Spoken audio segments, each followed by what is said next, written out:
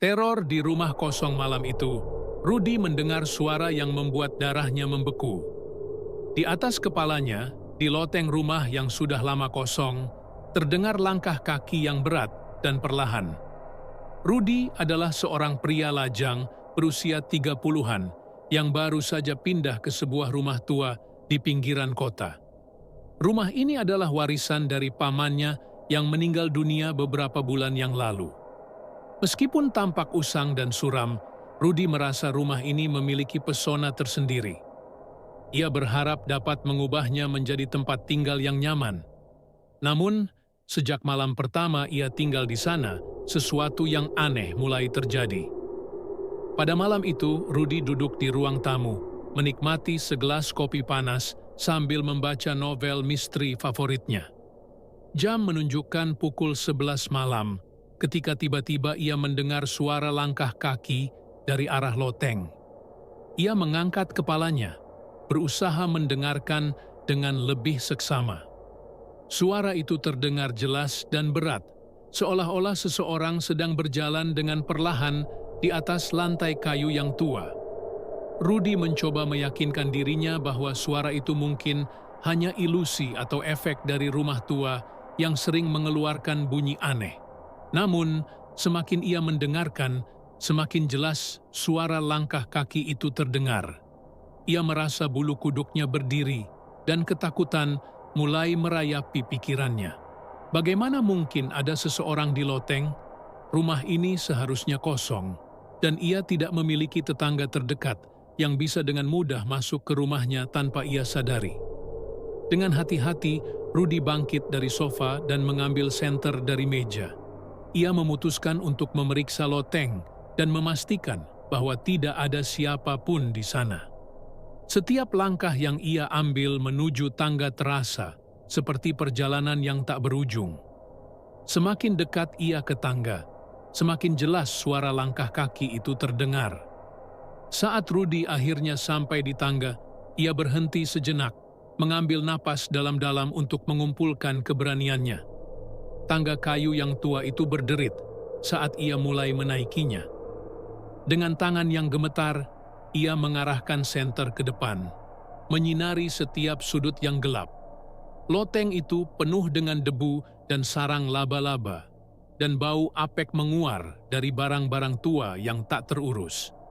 Namun, tidak ada tanda-tanda keberadaan manusia. Suara langkah kaki yang tadi terdengar jelas kini menghilang begitu saja. Rudy merasa lega, tapi juga bingung.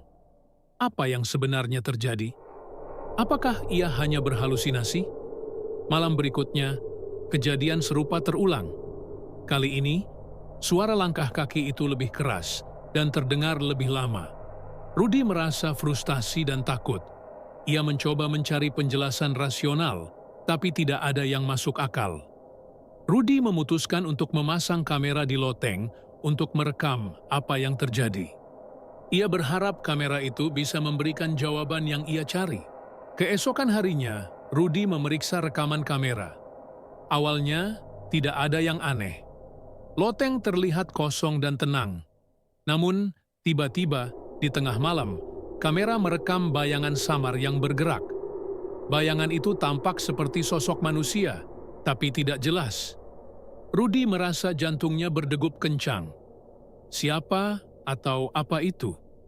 Rudy memutuskan untuk mencari tahu lebih banyak tentang sejarah rumah ini. Ia pergi ke perpustakaan setempat dan menemukan beberapa artikel lama yang mengungkapkan bahwa rumah ini pernah menjadi tempat kejadian mengerikan. Bertahun-tahun yang lalu, seorang pria bernama Pak Joko tinggal di sini bersama keluarganya. Suatu malam, tanpa alasan yang jelas, Pak Joko mengamuk dan membunuh seluruh keluarganya sebelum akhirnya bunuh diri di loteng. Cerita itu membuat Rudy semakin takut. Ia merasa seolah-olah roh Pak Joko masih menghantui rumah ini, tidak bisa menemukan kedamaian. Suara langkah kaki yang ia dengar mungkin adalah langkah-langkah terakhir Pak Joko sebelum mengakhiri hidupnya sendiri. Rudy merasa terjebak dalam mimpi buruk. Ia tidak tahu harus berbuat apa. Setiap malam, suara langkah kaki itu terus menghantuinya. Semakin lama, semakin dekat. Rudy merasa dirinya semakin kehilangan akal sehat. Ia bahkan mulai melihat bayangan Pak Joko di sudut-sudut rumah, mengintainya dengan mata penuh dendam. Puncaknya terjadi pada suatu malam, ketika Rudy terbangun dari tidurnya karena suara langkah kaki yang sangat keras. Kali ini, suara itu tidak berhenti di loteng. Ia mendengar langkah kaki itu menuruni tangga, mendekatinya dengan cepat. Rudy meraih senter dan berlari keluar kamar, menuju pintu depan. Namun, langkah kaki itu semakin dekat, semakin cepat. Rudy merasa panik, jantungnya berdebar kencang. Ia tidak berani menoleh ke belakang, tapi ia tahu sesuatu yang mengerikan sedang mengejarnya. Saat Rudy membuka pintu depan dan berlari keluar rumah, ia mendengar teriakan mengerikan di belakangnya. Suara itu bukan suara manusia, melainkan suara roh yang penuh amarah. Rudy terus berlari tanpa henti, mencoba menjauh sejauh mungkin dari rumah terkutuk itu. Esok paginya, tetangga menemukan Rudy tergeletak di jalan, tak sadarkan diri. Mereka membawanya ke rumah sakit, dan dokter mengatakan bahwa Rudy mengalami syok berat. Setelah itu, Rudy tidak pernah kembali ke rumah itu. Ia memutuskan untuk meninggalkan kota dan memulai hidup baru di tempat yang jauh. Namun, cerita tentang rumah itu tidak berakhir di sana. Beberapa minggu kemudian, seorang pembeli baru tertarik untuk membeli rumah tersebut. Ia tidak tahu apa-apa tentang sejarah kelam yang menyelimutinya. Pada malam pertama ia tinggal di sana, ia mendengar suara langkah kaki yang berat, dan perlahan dari loteng. Lukman, pembeli baru rumah itu, adalah seorang pengusaha muda yang merasa rumah tua ini memiliki potensi besar untuk direnovasi dan dijadikan investasi. Ia tidak pernah percaya pada cerita-cerita hantu atau kejadian supranatural. Baginya, semua itu hanyalah mitos dan tahayul belaka. Pada malam pertama Lukman tinggal di rumah itu, ia merasakan getaran misterius yang aneh. Suara langkah kaki yang berat terdengar dari loteng, sama seperti yang didengar Rudy sebelumnya. Namun, berbeda dengan Rudy, Lukman merasa lebih penasaran daripada takut. Ia berpikir bahwa mungkin ada hewan yang terperangkap di loteng, atau mungkin suara itu berasal dari struktur rumah yang tua. Dengan berani, Lukman mengambil senter dan naik ke loteng untuk menyelidiki. Ketika ia sampai di sana, tidak ada apa-apa selain debu dan barang-barang tua yang ditinggalkan. Lukman memeriksa setiap sudut, tetapi tidak menemukan apapun yang bisa menjelaskan suara tersebut. Merasa lega, ia kembali ke kamarnya dan mencoba tidur. Namun, malam-malam berikutnya, suara itu terus kembali. Setiap kali, langkah kaki itu terdengar semakin jelas dan semakin keras. Lukman mulai merasa tidak nyaman. Ia memutuskan untuk mencari tahu lebih lanjut tentang rumah ini. Ia berbicara dengan tetangga sekitar dan mendapatkan cerita yang sama, seperti yang didengar Rudy di perpustakaan. Tetangga menceritakan kisah tragis tentang Pak Joko dan keluarganya.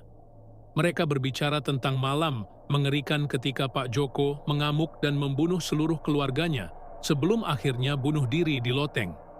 Mereka mengatakan bahwa roh Pak Joko mungkin masih berkeliaran di rumah itu, mencari kedamaian yang tak kunjung datang. Mendengar cerita itu, Lukman mulai merasa cemas. Meskipun ia tidak percaya pada hantu, kejadian-kejadian aneh yang ia alami di rumah itu membuatnya mulai meragukan keyakinannya. Ia memutuskan untuk mencari bantuan profesional. Lukman menghubungi seorang paranormal terkenal yang sering membantu orang-orang dengan masalah supranatural. Paranormal itu, seorang wanita paruh baya bernama Bu Sinta, datang ke rumah itu beberapa hari kemudian. Ia membawa berbagai peralatan dan mulai melakukan penyelidikan. Bu Sinta segera merasakan kehadiran energi negatif yang kuat di rumah itu. Ia menjelaskan kepada Lukman bahwa roh Pak Joko mungkin masih terjebak di sini karena perasaan bersalah dan dendam yang mendalam. Ia mengatakan bahwa roh tersebut tidak akan tenang sampai masalahnya diselesaikan. Bu Sinta melakukan beberapa ritual untuk mencoba berkomunikasi dengan roh Pak Joko. Selama ritual, ia merasakan tekanan yang sangat kuat dan mendengar bisikan-bisikan yang menyeramkan. Tiba-tiba, lampu di seluruh rumah padam, dan suara langkah kaki yang berat terdengar lagi. Kali ini lebih jelas dan lebih menakutkan. Lukman merasa ketakutan, tetapi Bu Sinta tetap tenang. Ia memfokuskan energinya untuk berkomunikasi dengan roh Pak Joko. Setelah beberapa saat, ia berhasil mendapatkan pesan dari roh tersebut. Pak Joko mengungkapkan bahwa ia sangat menyesal atas apa yang telah dilakukannya, dan bahwa ia tidak bisa menemukan kedamaian karena perasaannya yang penuh penyesalan. Bu Sinta menatap Lukman dengan mata yang penuh empati. Roh Pak Joko merasa terjebak karena dia tidak bisa memaafkan dirinya sendiri. Dia perlu pengampunan, baik dari keluarganya maupun dari dirinya sendiri. Lukman terdiam, mencoba memahami apa yang baru saja didengar. Bagaimana kita bisa membantu dia menemukan kedamaian? Tanyanya dengan suara gemetar. Bu Sinta tersenyum lembut. Kita perlu melakukan upacara pengampunan. Kita harus memohon kepada roh keluarganya untuk memaafkan Pak Joko, dan kita juga harus membantunya melepaskan penyesalan yang dia rasakan. Dengan persetujuan Lukman, Bu Sinta mempersiapkan upacara di loteng tempat tragedi itu terjadi. Mereka menyalakan lilin-lilin suci dan menaburkan bunga-bunga melati, simbol pengampunan dan perdamaian. Bu Sinta memimpin doa dan mantra, memohon agar roh Pak Joko dan keluarganya diberikan kedamaian. Saat doa berlanjut, Lukman merasakan perubahan di udara. Suara langkah kaki yang berat perlahan memudar, digantikan oleh perasaan tenang yang belum pernah ia rasakan sebelumnya. Bu Sinta menyuruh Lukman menutup matanya dan membayangkan keluarganya sendiri, memberikan pengampunan kepada roh-roh yang terjebak. Dalam keheningan yang sakral, Bu Sinta menyelesaikan upacara dengan menutup doa. Pak Joko, kami memberikan pengampunan kepada Anda. Temukan kedamaian dan pergilah menuju cahaya. Tiba-tiba, lampu yang padam menyala kembali dengan sendirinya. Lukman membuka matanya dan melihat bayangan samar Pak Joko berdiri di tengah ruangan. Wajahnya yang dulu penuh dendam kini tampak tenang, seolah beban berat telah terangkat dari bahunya. Pak Joko menatap Lukman dan Bu Sinta, lalu mengangguk pelan sebelum menghilang dalam cahaya yang menyilaukan. Lukman terjatuh berlutut, air mata mengalir di pipinya. Bu Sinta menepuk pundaknya dengan lembut. Semua sudah berakhir. Pak Joko dan keluarganya akhirnya bisa beristirahat dengan tenang. Setelah malam itu, tidak ada lagi suara langkah kaki di loteng. Rumah itu, yang dulu penuh dengan kegelapan dan kesedihan, kini dipenuhi dengan kedamaian. Lukman memutuskan untuk merenovasi rumah itu, mengubahnya menjadi tempat yang penuh kehidupan dan harapan, menghormati roh-roh yang pernah menghuni di sana. Bertahun-tahun kemudian, rumah itu menjadi tempat yang indah, penuh dengan tawa dan cinta. Orang-orang yang datang ke rumah itu merasa nyaman dan damai, tanpa pernah mengetahui cerita kelam yang pernah menyelimutinya. Lukman selalu mengenang malam itu sebagai malam yang mengubah segalanya, memberikan pelajaran tentang pengampunan dan kedamaian yang sejati. Namun, di suatu malam yang tenang, Lukman duduk di teras rumah, menikmati angin malam yang sejuk. Dari kejauhan, ia bisa mendengar suara langkah kaki yang berat dan perlahan. Bulu kuduknya berdiri, tapi kali ini bukan karena takut. Ia tersenyum, menyadari bahwa meskipun mereka telah menemukan kedamaian, roh-roh itu akan selalu menjadi bagian dari rumah ini. Dengan hati yang tenang, ia menatap bintang-bintang di langit, merasa bersyukur atas perjalanan yang telah dilaluinya. Makasih sudah stay tuned, teman-teman.